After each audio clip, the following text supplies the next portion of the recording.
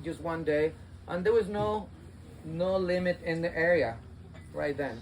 So we're just out there, and we see this that we think it was a female. We never got to see the sex of it, but she came to my brother Pancho's boat and found him, and then she just went like, poof, opened the mouth, big mouth, and then Ranulfo and I just in the sides like just splashing water and stuff, and like the whale never comes to our boats. It was like glued to his boat right there, and we're like, okay, what do we do? How do we get our people to have the same experience that other people in the boats are having?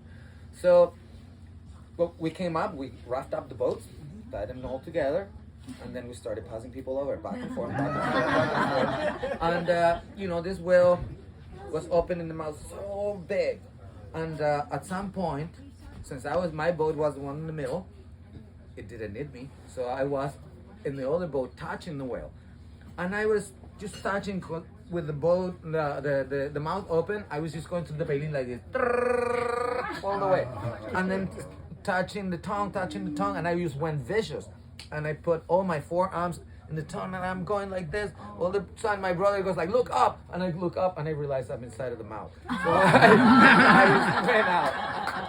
So that whale, we stayed with it for about 3 hours, and then it was lunchtime. We had to go back. We had to go back for lunch because the group was leaving that day. So when we went back to camp, that whale followed us and reached all the way back to camp. So that was one of the experiences that I will never forget. It still gives me the chills. And I hope to bump into another whale like that all the time.